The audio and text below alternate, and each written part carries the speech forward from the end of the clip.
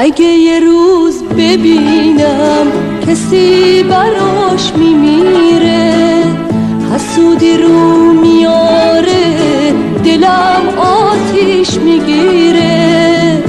میترسم حرفای خوبی توی گوشش بخونه، میترسم اون تا به سحر تو خلوتش بمونه. میترسم حرفای خوبی توی گوشش بخونه، میترسم اون تا به سحر تو خلوتش بمونه.